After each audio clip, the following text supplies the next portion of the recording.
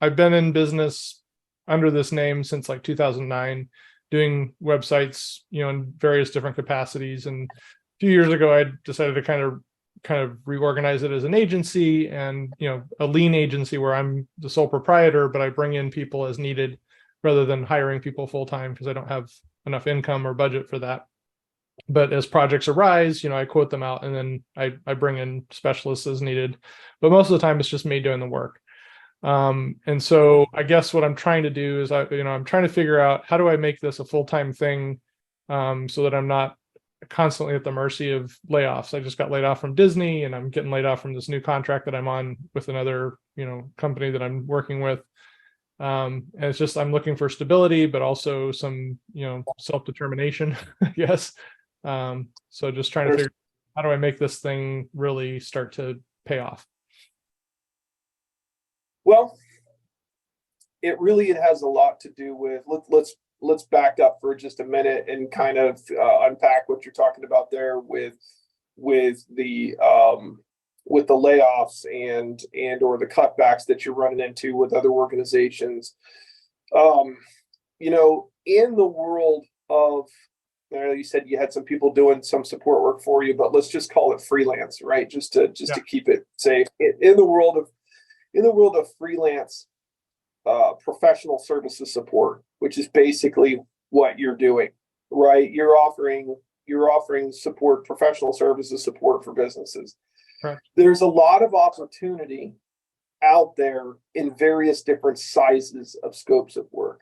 So one of the things we run into is trying to get the big account, right? Or a couple of the big accounts or a couple of the big projects. And they do pay well, but a lot like having a regular employment job, they tend to take up a lot of your focus, which doesn't allow you to build on other things. Right. So depending on what you feel like you're getting as far as response to various different levels of scopes of work, I would create a formula for yourself to shoot for that gets you the diversification to where you're not subject to the whimsy of one or two individual clients' markets or their payroll or their cash flow situations or whatever it is that makes them determined to stop using you and go a different direction. Right. Because if doing it freelance, you can have the same problem. If you have too big of an account, or a couple of really big accounts or clients, they're going to take up a lot of your attention span and not allow you to grow.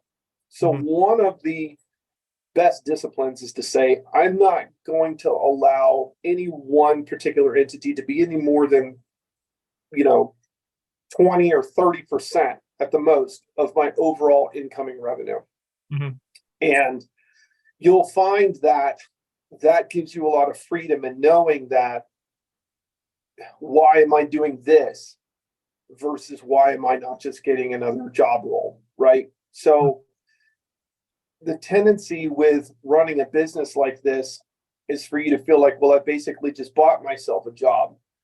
And now I struggle with the same kind of things I struggled with the job. So why didn't I just go get another job, right? So what you really have to utilize functionally for the benefit of this is what will take away the pressure and frustration completely that you're experiencing with having a large role with a particular entity. So scaling down your scopes of work to the point where they're still profitable for you, but yet allow you to get into multiple different businesses at the same time will give you that freedom of safety, knowing that if something goes wrong, other than I just can't do this anymore. If something goes wrong with a particular client, it's no more than 30% of my overall revenue. And I will have time to replace them with other clients while continually growing the business. So that is the first thing I would do, is I would structure yourself in a way that you're going for multiple clients to be diversified.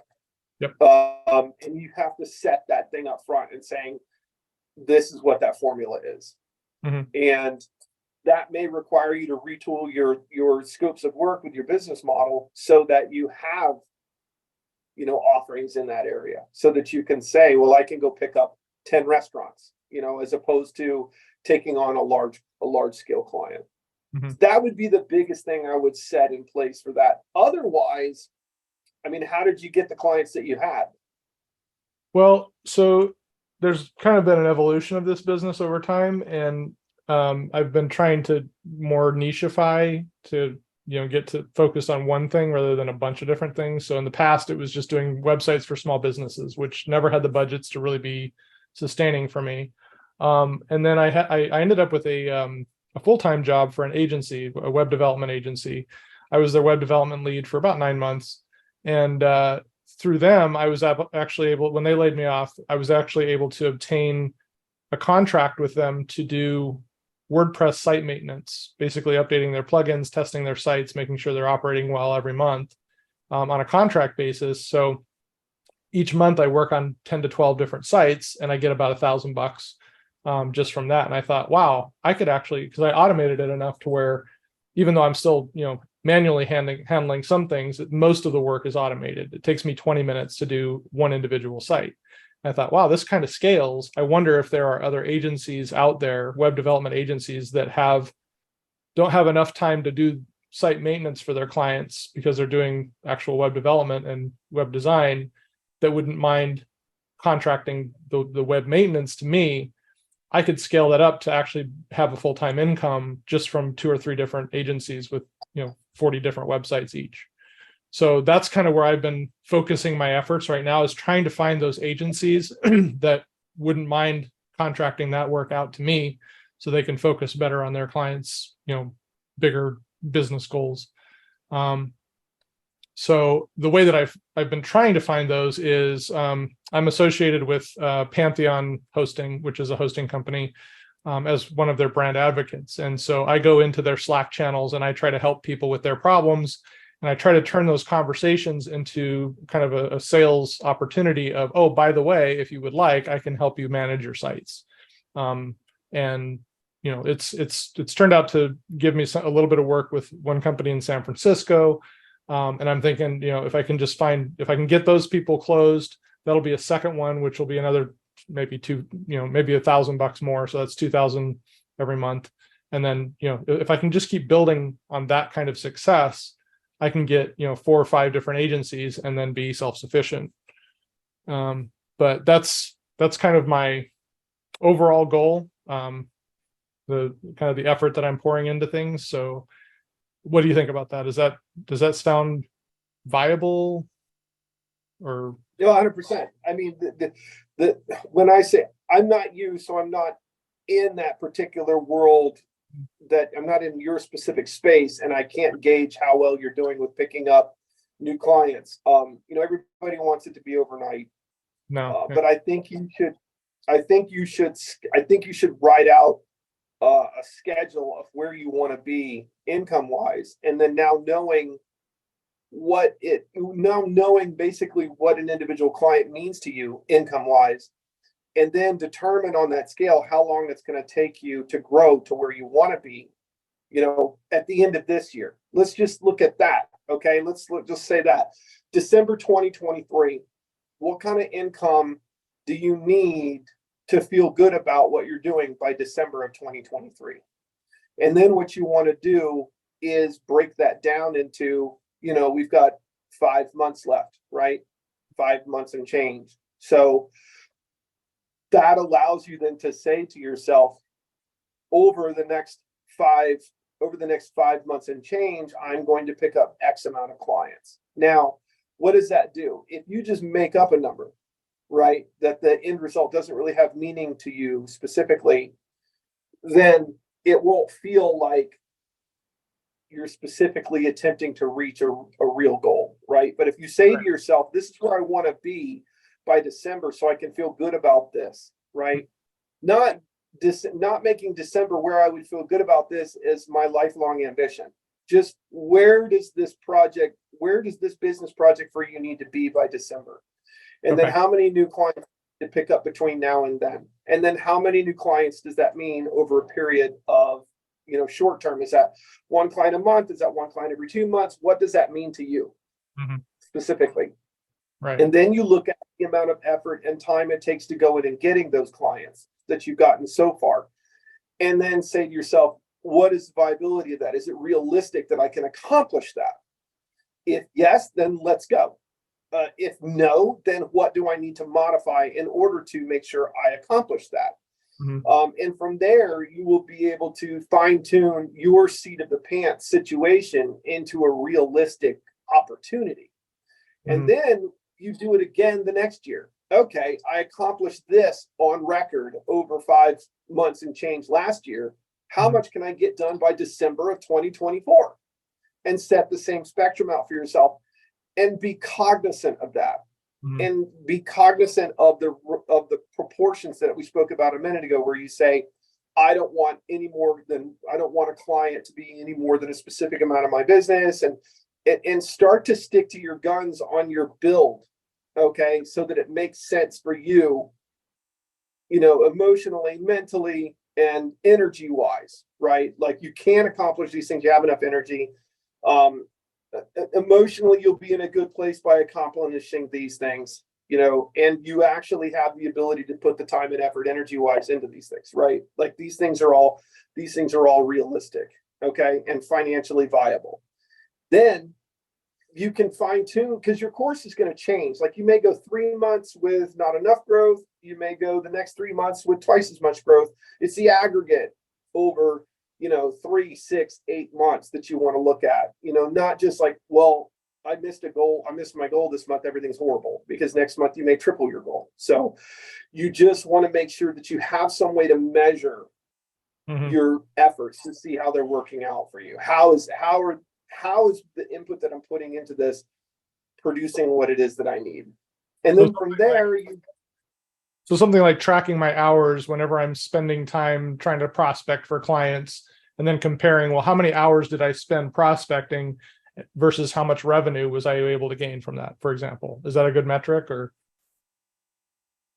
it is, absolutely. Just don't get too granular with it right yet, right? Okay. Like, right now you're the owner of a business, and if you watch any documentaries on this or watch any YouTube stuff on being the owner of a business, the successful ones, have put their whole day into promotion, right? Like, there's very little left over for the stuff that they actually do, right? Which is good for you, because you already understand how to get help to accomplish the scope of work, right? Because keep in mind, you're the business owner, right? So you've got a lot of things you have to do, not just do the work. Okay.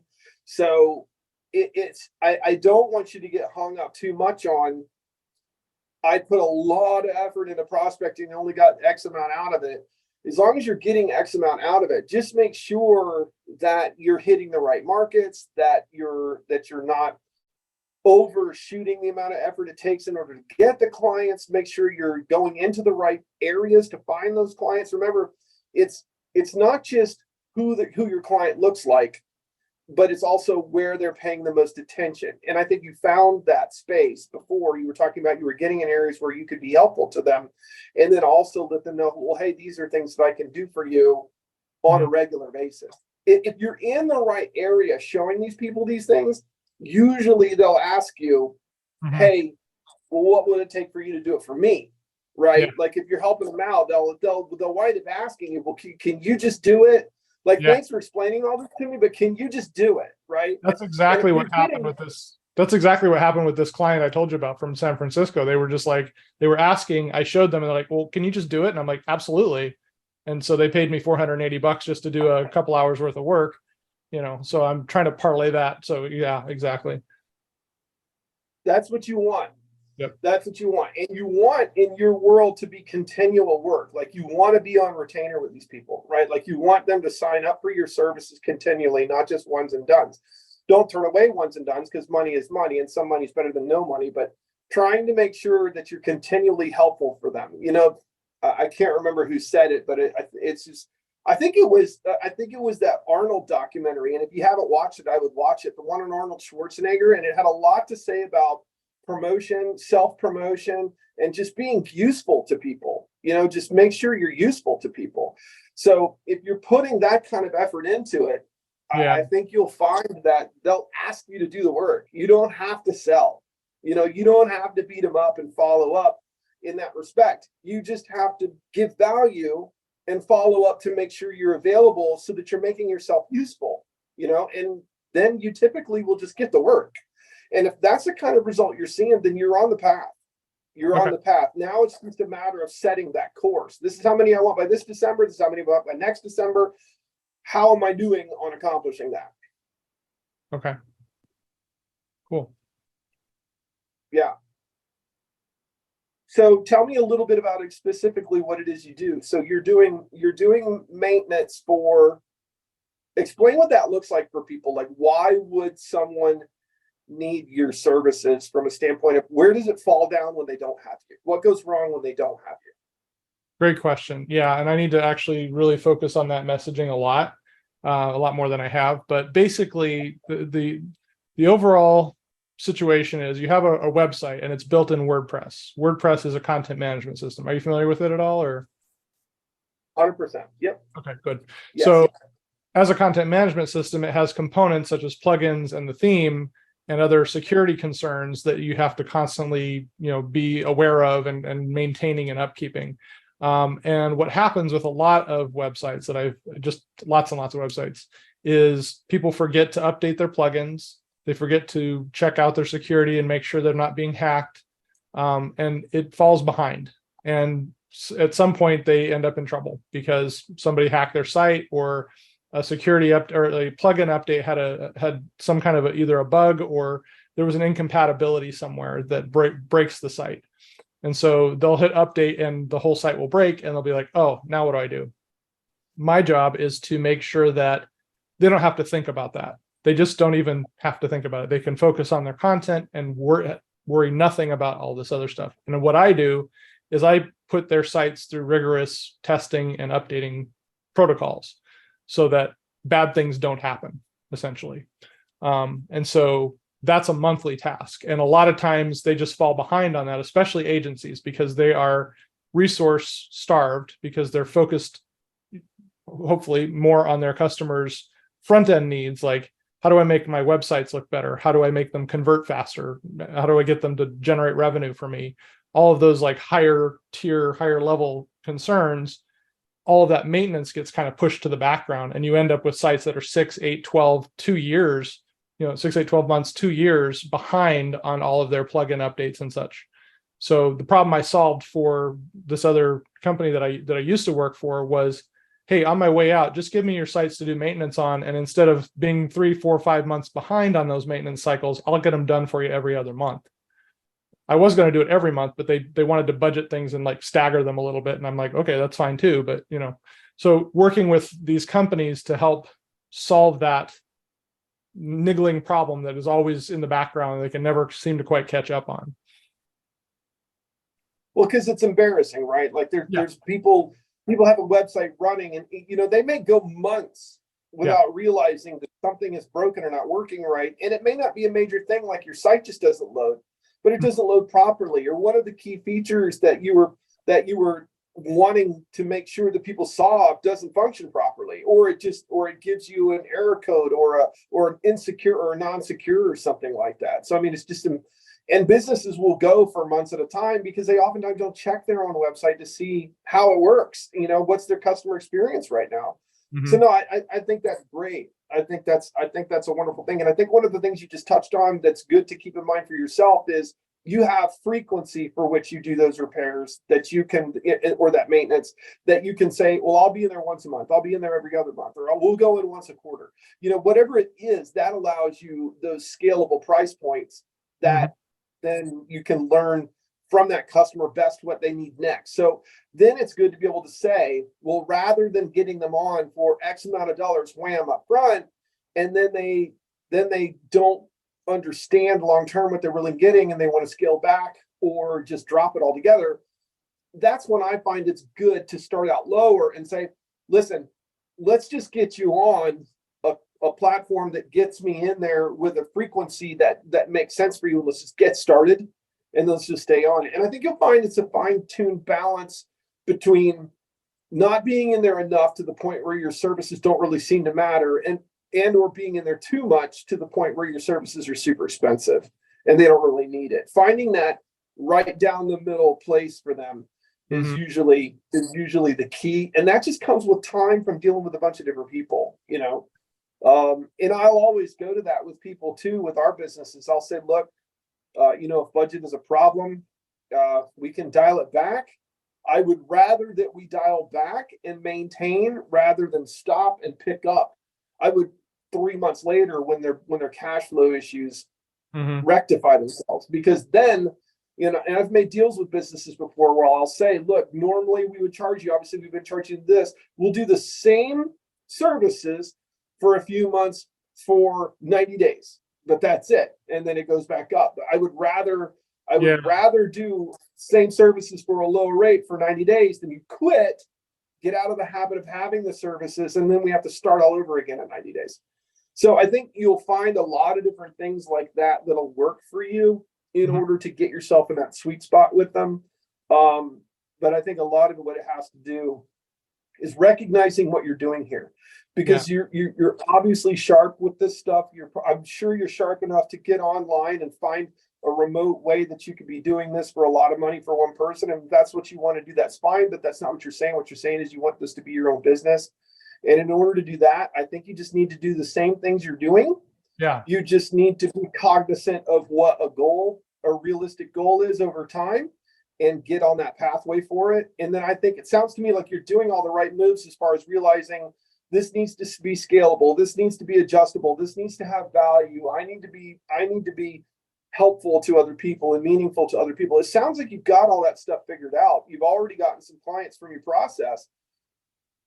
There's not a magic bullet. You know, that's the problem with this, is there's not a magic bullet. You know, it's just, it's the aggregate of what happens over time that is the resultant success or abandonment of a business.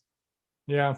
Well, and I find myself in heavy competition with a lot of other people who have the same type of business model that I do, in the sense that they offer monthly WordPress updates, but they do it in a very lower cost, because a lot of what they're doing is they're just automating everything, and there's no human really keeping an eye on things. It's just, they offer like $34 a month, and we'll just run it through Managed WP, which is an automated system. And you know, they really don't pay attention or focus on the details. I'm kind of the opposite. I'm more concierge white glove, where, you know, I'm actually opening up sites and I'm looking at the dashboard and the pages, and I'm running them through some automated tools, obviously, to save time on my end. But I'm forcing myself to provide the value by saying, I'm not just going to automate everything and sit back and make a bunch of money off of you. I'm going to, you know, be hands-on. I'm going to, you know, ask you questions like, oh, I noticed that you're getting this alert in your dashboard. This plugin is, you know, no longer in service or whatever. Do you want me to remove it from your site because, you know, nobody's really maintaining it anymore?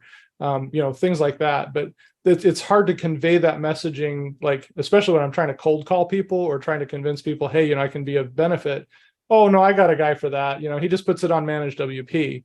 You know, it's really hard to kind of break through that barrier and say, no, actually, that's not a great idea. Let me tell you why, you know.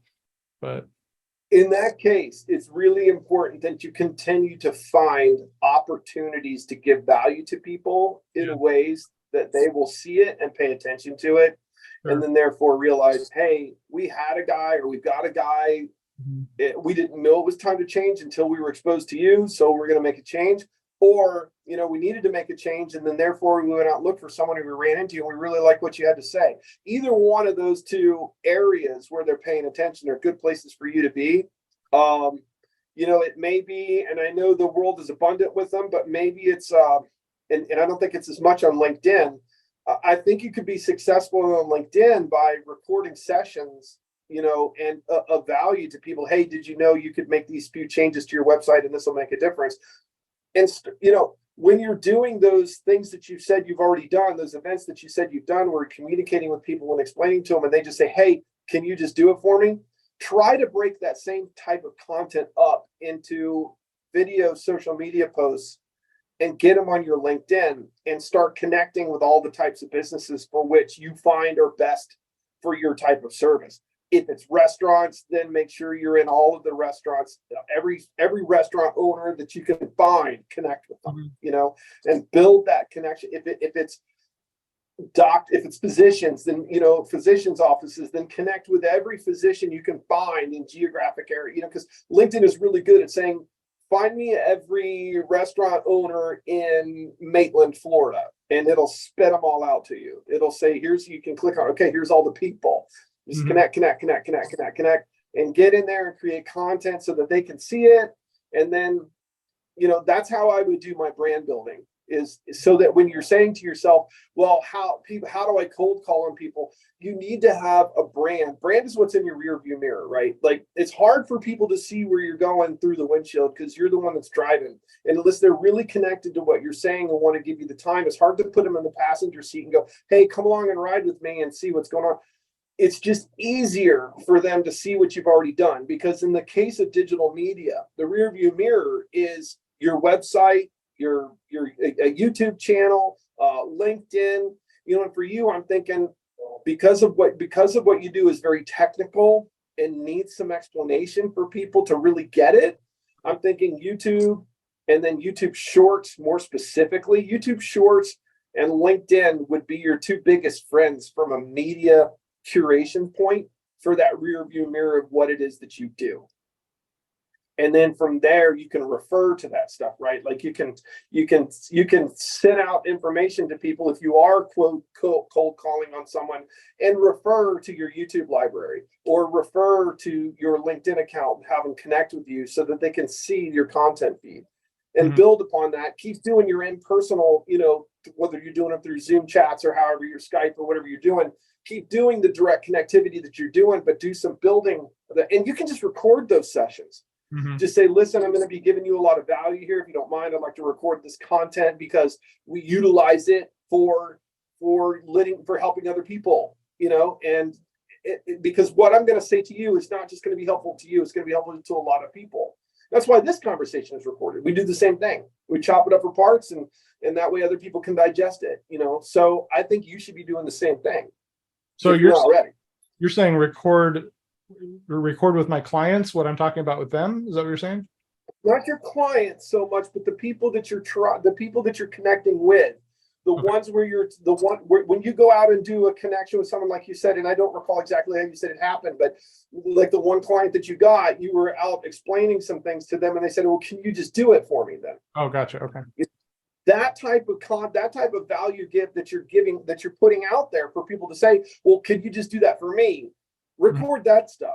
If you have to do it on your own, there at your, just there at your desk, just do it like you're doing it right there. Just, without it being an event with another human. But if it is an opportunity for you to do something, with someone else, and you have a live person that you're talking to about things, see if you can record it. Hey, do you mind if I record it? Because this is good. Because the things I'm going to be helping you with is going to help a lot of other people as well. So I always try to record them so I can use it to help other people solve their problems.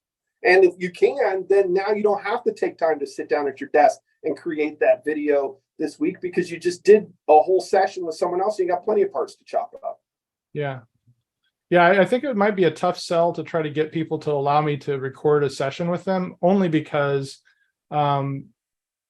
most of the agencies that I want to target are not keen on letting their own customers know that I would be their outsourcing partner for that. Because one of the things that I want to sell to agencies is the package. It's $109 a month of, I'll white label it. So you mark that $109 up however much you want. You can mark it up to $300 to $1,000, whatever you want to make off of that. You pay me $109, I'll make it happen. And then you can take the credit for all of that work with your client and say, hey, we did this for you. Nobody has to know it was me, kind of a thing. So that's going to be a little harder sell. Maybe. Yeah. Maybe. I don't disagree with your thought process on that, but I would still try, because I'm guessing that it's not uncommon for that to be happening out there, and they're not trying to hide it. You know what I mean? Like, they're not trying to hide the fact that they need you. So there's a possibility that they would be comfortable with it. Especially if you're on a national model. Doesn't hurt to ask. Yeah. Exactly. Say, look, I'm not going to be specifically targeting your information. It's really more about the responses that I'm going to give to you that solves people's problems based on the questions that you had. That's going to be more valuable to other people. So you can try, and listen, if it doesn't, if you don't get that, then just take the time to do it on your own. Just sit down and record something. Hey, I just got off a call yesterday with this agency, and they had some really good questions that I wanted to take a minute to explain to you guys what my answers were. And then boom, there's your content. Gotcha. To explain. Yeah, I'm just taking notes. So that's really good. Yeah. Try to document what's going on in your life of business.